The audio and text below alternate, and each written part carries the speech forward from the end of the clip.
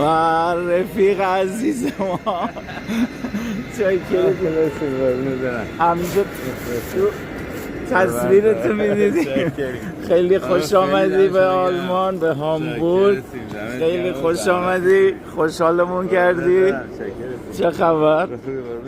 اذیت شدی؟ ببخشی به خدا اذیتت کردیم.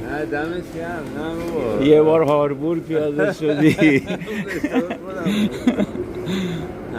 بلا به دور، بلا به بعد از اون سکته. این از سراتونه. آره ای بابا دستم هم هست. دیدم. آره دستم هم هست. به خدا انقدر من موقعی که اتفاق برات افتاد ناراحت شدم، یعنی همش دعا میکنم خدایا فقط نگهش دار. واقعا دارم از ته قلبم میگم و فکر نکنی چابلوسی مابلوسی اصلا اهلش نیستم. همش میگم خدایا بلای سرش نیاد، خدایا.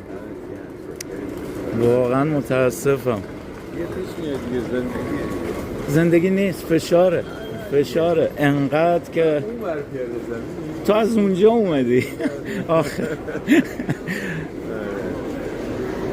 خب خلاصه خیلی خوش آمدی بالاخره بعد از سالها.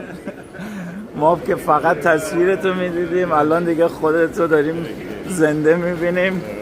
قطع میکنم تا بعد.